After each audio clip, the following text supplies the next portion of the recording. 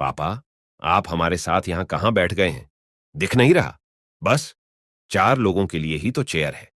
आप अगर यहां बैठेंगे तो मेरे सास ससुर कहां बैठेंगे? राहुल अपने बूढ़े पिता को हाथ पकड़कर कुर्सी से उठाते हुए बोला। राधे श्याम बोले, बेटा, तुमने ही कहा था कि आज हमारी शादी की सालगिरह तो सब बाहर चलकर खाना खाएंगे। क्या तुम मुझे यहां मेरा अपमान करने के लिए लाए हो? राहुल राधे श्याम जी को आंखें दिखाकर दबी हुई आवाज में बोला, बंद कीजिए। अपनी यह बकवास, वैसे भी खुद को जरा देखिए। आपकी औकात है क्या? मेरे सास ससुर के सामने बैठने की आप कहां गंवार अनपढ़, और वह पढ़े लिखे रईस घर के आप साथ में बैठेंगे तो वह ठीक से खाना भी नहीं खाएंगे। उनके यहां तो आपके जैसे नौकर भी नहीं रहते हैं। अब यह पकड़िए अपने पोते को, और जब तक हम खाना नहीं खा लेते इसे संभालिए। राधे श्याम बोले, तो तुम मुझे अपने बेटे की आया बनाकर ले हो? यहां राहुल कुटिल मुस्कान के साथ बोला, तो आपको क्या लगता है कि मैं आपको यहां पार्टी देने के लिए लाया था? शक्ल देखी है अपनी। राधे श्याम बोले, बेटा, तुम तो जानते हो मैं सुबह से कुछ नहीं खाया। अब बहुत भूख बर्दाश्त नहीं हो रही। तुम मुझे यही कुछ लाकर दे दो तो मैं यही कुर्सी के पास बैठकर खा लूंगा। लेकिन राहुल ने अपने पिता की एक नहीं सुनी और चुपचाप जाकर अपने सास ससुर और पत्नी के साथ बैठकर खाना खाने लगा।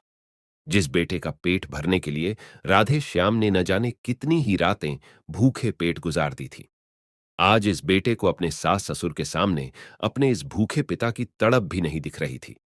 राधे श्याम पोते को खिलने लगे थे, लेकिन सुबह से कुछ ना खाने के कारण अब उनसे भूख बर्दाश्त नहीं हो पा रही थी। बहू ने सुबह से कुछ बनाया ही नहीं था, यह कहकर कि बाबूजी, आज आप होटल में ही लजीज खाना खाएगा। राधे श्याम वहां मौजूद खाना खाते हुए सभी लोगों को बस एक उम्मीद भरी नजरों से देख रहे थे कि तभी एक बैटर जाकर बोला, क्या हुआ बाबूजी, किसके साथ आए हैं? आप राधे श्याम कुछ नहीं बोले और उनकी आंखों में आंसू तैर गए। वेटर बोला, बाबूजी, भूख लगी है ना? आपके लिए अपने मालिक से छिपकर एक प्लेट खाना। राधे श्याम को पकड़ा दिया और बोला, बाबूजी, जल्दी से खा लीजिए वरना मेरे लिए मुश्किल हो जाएगी। राधे श्याम सुबह से भूखे कुछ ही पल में वह खाना छट कर गए थे। अब जाकर उनकी आत्मा को तृप्ति मिली थी कि तभी होटल का मालिक उनके गिरेबान पड़कर बोला, बुड्ढे, शर्म नहीं आती? चोरी करते हुए राधे श्याम हाथ जोड़कर बोल, बेटा माफ कर दो, बड़ी भूख लगी थी बुड्ढे। मैंने यह कोई धर्मशाला नहीं खोल रखी है, समझा? तू इसके पैसे क्या तेरा बाप भरेगा? राधे श्याम बोले, बेटा, मैं तुम्हारे पैसे दिलवा दूंगा। मेरा बेटा अपने बच्चों के साथ खाना खा रहा है। राधे श्याम बेटे से पैसे लेने पहुंचे तो बेटा सबके सामने उन्हें धक्का देते हुए बोला, मैं नहीं जानता, सब इस भिखारी को पता नहीं कहां कहां से आ जाते हैं। बेटे की बातें सुनकर राधे श्याम की आंखों में आंसू आ गए। वह उम्मीद भरी नजरों से बस बेटे को निहारत रहे। लेकिन बेटा अपने सास ससुर और बीवी के साथ घर में बैठकर घर के लिए निकल गया। उसे होटल का मालिक बोला, इस बुढ़े ने जो भी गलती की है उसका हर जाने के बदले इससे सारे बर्तन साफ करवाए जाएं। राधे श्याम ने सबके झूठ बरतनी खट्टे किए और उन्हें साफ करने लगे। आज बार बार उनकी आंखें भीगी जा रही थीं। तभी वह बेटर उनके पास आकर बोला, लाइए बाबूजी, मैं कर देता हूं, मुझे माफ कर देना।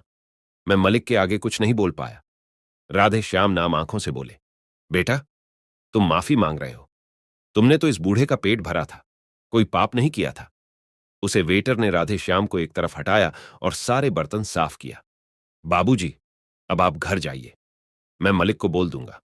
राधे श्याम इस वेटर के सर पर हाथ रखकर बोले, भगवान करे तुम इतने बड़े आदमी बनो कि पूरे शहर में अपना नाम रोशन करो। इतना कहकर वह नाम आंखों से घर की तरफ चल दिए। राधे श्याम की हालत देखकर उसे वेटर के भी आंखों में आंसू आ गए थे। वह घर पहुंचे तो बेटे ने दरवाजे पर ही कदम रखने नहीं दिया और दूर से ही बोला, खबरदार बाबूजी, अगर आपने इस घर में अब कदम रखा। तो नेहा बोली, शर्म नहीं आती? इस बुड्ढे को पूरे होटल में हमारा अपमान करते हुए सब लोग कैसे हमें नजरों से देख रहे थे। अब इस घर में आपकी कोई जगह नहीं। राधे श्याम हाथ जोड़कर बोले, पर बेटा, मैं कहां जाऊंगा? मुझे घर के एक कोने में ही जगह दे दो, मैं वहीं पड़ रहूंगा। मेरी जिंदगी अब बची ही कितनी है। आप ऐसे नहीं मानेंगे। राहुल ने उन्हें घसीटते हुए वहां से ले जाकर एक वृद्ध आश्रम के गेट पर पटक दिया। लेकिन जिस वृद्ध आश्रम में वह अपने बाबूजी को छोड़ने आया था, उसे अंदाजा भी नहीं था कि उसके साथ क्या होने वाला था। अगर सच्चाई उसके सामने अभी आ जाते तो उसके पैरों तले जमीन खिसक जाती। राधे श्याम हाथ जोड़कर बोल, ऐसा गजब मत कर बेटा। अपने बूढ़े बाप को इस तरह से यहां छोड़कर मत जाओ। मैं किसके सहारे जीऊंगा? आखिर यहां मेरा कौन है? क्या तुम भूल गए? मैं तुम्हें अपने कंधे पर बैठकर स्कूल छोड़ना था, तुम्हारे अरमान पूरे करता था, अपने पैरों में चप्पल नहीं पहना, पर तुम्हारे लिए कभी किसी चीज की कमी नहीं होने देता था। और आज तुम अपने बाप को घर से घसीट कर या वृद्ध आश्रम ले आए, सिर्फ अपनी पत्नी के कहने पर नहीं। बेटा, ऐसा अन्याय मत करो। राधे श्याम अपने बेटे राहुल से रो रो कर गुहार लगा रहे थे। राहुल ने उन्हें खुद से दूर करते हुए कहा, बस बंद करो अपना यह नाटक और याद रखो, यहां नहीं रहोगे तो किसी दिन सड़क पर चलती हुई गाड़ियों के नीचे आ जाओगे और भूखे मरोगे। पर मैं अपने घर में तुम्हें दोबारा नहीं ले जाऊंगा। अरे, आपके रहने से पूरे घर की शोभा ही खत्म हो गई है। आपकी वजह से मैं अपने यार दोस्तों को घर नहीं ला पाता। ऊपर से नेहा उसके अलग ही ड्रामा रहते हैं कि वह आपके लिए खाना नहीं बनाएगी, आपके गंदे कपड़े नहीं धोएगी। तंग आ गया हूं मैं इन सब से। आपकी सही जगह वृद्ध आश्रम में है। मेरा बस चलता तो किसी रेलवे स्टेशन पर छोड़ देता था, भीख मांगने के लिए। यह लो अपना सामान और चुपचाप से अंदर चले जाओ। राधेश्याम बोले, बेटा, यह शहर मेरे लिए अनजान है। इससे अच्छा तो हम पुराने शहर में ही रह रहे थे। तुम ऐसा करो, पुराने घर की चाबी मुझे दे दो, मैं वही किसी तरह अपना गुजारा कर लूंगा। राहुल हंसते हुए बोला कि घर की बात कर रहे हैं? आप अभी अभी महीने पहले जो अपने कागजों पर दस्तक किया था, वह इस घर के बेचने के कागज थे। वह बिक चुका है। राधे श्याम बोल, क्या तुमने घर बेच दिया और मुझे बताया तक नहीं? उसे घर में तुम्हारी मां की कितनी यादें थी। राहुल बोला, उन यादों का क्या मैं अचार डालूंगा? अरे, मां के साथ वह यादें भी चली गई और आज आपसे भी छुटकारा मिल जाएगा। राधे श्याम बोले, ठीक है बेटा, कोई बात नहीं। रिटायरमेंट के जो मेरे पैसे थे, मैं वह निकाल लेता हूं, उन्हें लेकर हरिद्वार चला जाऊंगा और वहीं रहूंगा। पर मैं यहां नहीं रह सकता। इस शहर में मैं किसी को नहीं जानता। उनके बात सुनकर राहुल हंसते हुए बोला, हाँ हाँ, आपको क्या लगता है घर आपके बिना बताए मैं बेच सकता हूं तो क्या आपके पैसे खर्च नहीं कर सकता? अरे, इतने बड़े शहर में 3 कमरे का घर लिया हूं, फर्नीचर खरीदा हूं, वह पैसे कहां से आए? और वैसे भी आपके मरने के बाद सारी संपत्ति मेरी थी, तो ऐसे भी आपके मरने के बाद सारी संपत्ति मेरी थी, तो आपके जीते जी मैंने ले ली। इसमें कौन सी बड़ी बात है? आपको पैसे चाहिए? 1 मिनट रुकिए। राहुल ने अपनी जेब से 500 का नोट निकाला और उनके हाथ में देते हुए बोला, यह लो, और आज तक जो आपने मेरे लिए किया है उसका यह मुआवजा है। इतना कहकर राहुल वहां से चला गया। राधे श्याम अपने बेटे को जाते हुए देख रहे थे और सोच रहे थे, क्या इसी दिन के लिए ईश्वर ने मुझे बेटा दिया था? शायद मैंने कुछ पाप किए थे जो मेरा बेटा ऐसा है। इतना सोचते सोचते वह आश्रम के दरवाजे पर जाकर गिर पड़े। अचानक गिरने की आवाज से आश्रम के अंदर से कुछ लोग भागते हुए आए। तब तक राहुल की गाड़ी वहां से जा चुकी थी। सबने आश्रम के बाहर गेट पर जब देखा तो वहां बस राधे श्याम का नाम लिखा था। पहुंचने वाले का कोई अता पता नहीं था। बहरहाल उन्हें आश्रम के अंदर ले जाया गया। डॉक्टर से दिखाया गया तो डॉक्टर ने कहा, तनाव की वजह से शरीर के बाएं हिस्से में पैरालिसिस का अटैक हुआ है। वक्त बिता डॉक्टर के इलाज से राधे श्याम अब बिस्तर पर ही रहते थे। बड़ी मुश्किल से बच पाए थे। ऐसे ही 6 महीने बीत गए। एक रोज आश्रम की डॉक्टर डिम्पल विदेश से वापस आई, जो इस वृद्ध आश्रम को चलाती है। उसके आते ही आश्रम की रिसेप्शनिस्ट ने कहा, मैडम, आप छुट्टी पर थी। इस बीच में कोई आदमी अपने बूढ़े पिता को यहां छोड़ गया है। उनके हालात बहुत खराब थी और आज तक उन्हें देखने के लिए या उनका हाल चाल पूछने के लिए भी कोई नहीं आया।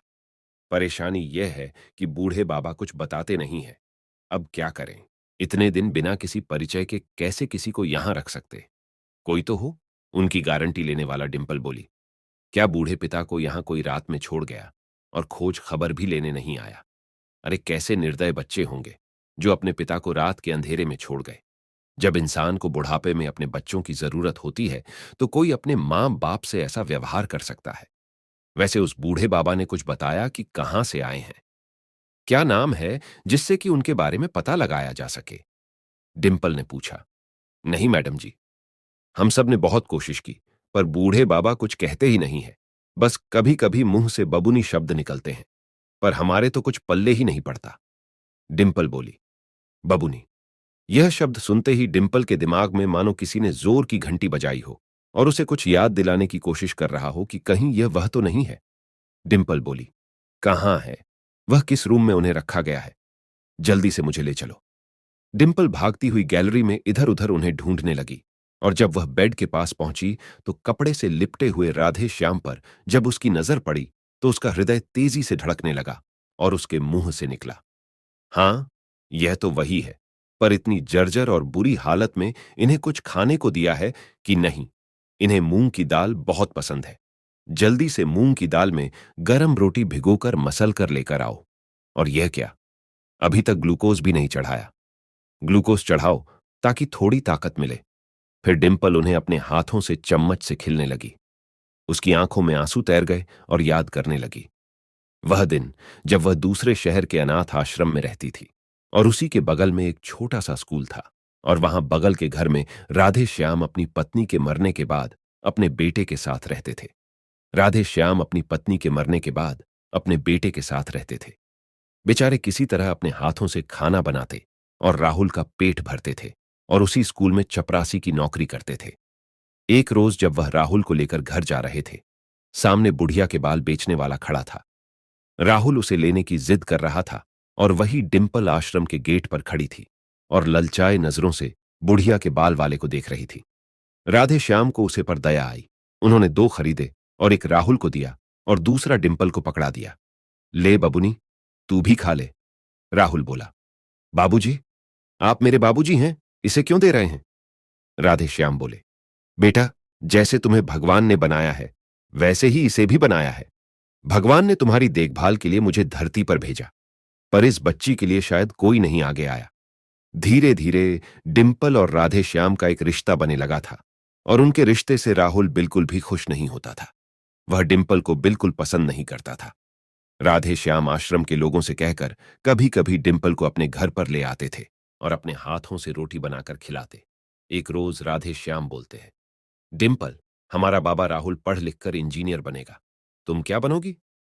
बबुनी, डिम्पल बोली, बाबा, मैं तो डॉक्टर बनूंगी। राधे श्याम हंसकर बोले, अच्छा, हमारी बबुनी डॉक्टर बनेगी। फिर जब हम बूढ़े हो जाएंगे और बीमार पड़ जाएंगे तो हमें दवाई देगी, क्यों देगी ना? बबुनी, हाँ बाबा, मैं डॉक्टर बनूंगी और आपको दवाई भी दूंगी, पर मैं डॉक्टर कैसे बनूंगी?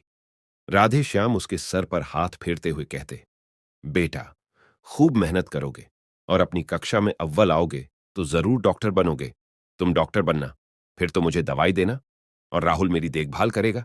नहीं बाबा, आप इससे ज्यादा प्यार करते हो तो यही आपकी देखभाल करेगी। राहुल गुस्से में कहकर पैर पटकने लगा। राधे श्याम उसे प्यार से समझने लगे। आखिर वह भी एक बच्चा ही था। वक्त निकलने लगा। दिन और दिन डिम्पल होशियार होती जा रही थी। हर साल अपनी कक्षा में अव्वल आना और शिक्षाओं की सभा से मिलने से उसका हौसला बढ़ता गया, और एक दिन डॉक्टर के लिए उसका चयन हो गया। वह दूसरे शहर पढ़ने के लिए जाने लगी तो उस रोज ने ना राधे श्याम से लिपटकर बहुत रोई और बोली, बाबा, मैं रहने को अनाथ आश्रम में जरूर रहती थी, पर आपकी वजह से कभी महसूस नहीं हुआ कि मैं अनाथ हूं। वहां मैं आपके बिना कैसे रहूंगी? राहुल गुस्से में बोला, जैसे अनाथ बच्चे रहते हैं वैसे ही रहोगी, और यह तुम्हारे पिता नहीं है। राधे श्याम बोले, राहुल बेटा, तुम्हारे मन में इतनी कड़वाहट कहां से आ गई? खैर छोड़ो बेटा, डिम्पल यहां रहोगी तो डॉक्टर कैसे बनोगी? थोड़े समय की बात है, जब तुम डॉक्टर बन जाओगे तो हम सब एक साथ रहेंगे। नम आंखों से डिम्पल ने बाबा से विदा ली। डॉक्टर की पढ़ाई में इतनी व्यस्त हो गई कि वहां आना जाना उसका काम हो गया। देखते ही देखते 4-5 साल गुजर गए। एक दिन उसे पता चला कि राहुल वह घर खाली करके बाबा के साथ गांव चला गया, तो उसे बहुत सदमा लगा। फिर 2 साल बाद जब उसे डॉक्टर की डिग्री मिली तो उसने बाबा को बहुत याद किया। डिम्पल ने उन्हें ढूंढने की भी बहुत कोशिश की, लेकिन किसी को भी उनके गांव का पता ठिकाना कुछ मालूम नहीं था, जिसके कारण डिम्पल फिर कभी बाबा से नहीं मिल पाई थी। अचानक से रिसेप्शनिस्ट की आवाज से डिम्पल का ध्यान भंग हुआ। मैडम, मैडम, इन्होंने खाना खा लिया है, अब आप अपने केबिन में जा सकती हैं, मैं देख लूंगी। डिम्पल बोली, आज इतने साल बाद ये मेरे सामने इस हाल में, वह धीरे से राधे श्याम के कान के पास जाकर बोली, बाबा बाबा, देखो, आपकी इच्छा थी ना कि मैं डॉक्टर बनूं। देखो, आपकी बबुनी डॉक्टर बन गई। अब मैं आपको दवाई दूंगी तो आप बिल्कुल ठीक हो जाएंगे। डिंपल की आवाज से थोड़ी देर के लिए राधे श्याम ने आंखें खोली। उनकी आंखों में एक चमक थी, पर तुरंत ही वह चमक गायब भी हो गई और वह बोले, तुम कौन हो बच्ची? मुश्किल से उनके मुंह से स्पुतनी आवाज निकली तो उनकी आंखों से आंसू बह निकले। डिंपल आश्चर्य से उन्हें देखने लगी और सोचने लगी, बाबा कहते थे, तुम कितनी भी बड़ी हो जाओ, मैं भीड़ में भी तुम्हें पहचान लूंगा। मेरी याददाश्त इतनी तेज है।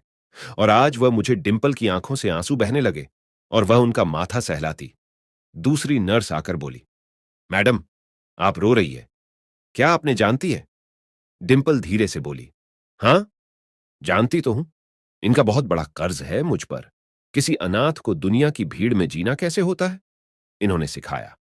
डिंपल ने खुद को संभाला और उसे रिसेप्शनिस्ट से बोली, तुम फार्म पर उनके रिश्तेदारों की जगह मेरा नाम लिख दो और इन्हें यहां से स्पेशल वार्ड में शिफ्ट करो, और जो भी खर्च आएगा मुझे बता देना।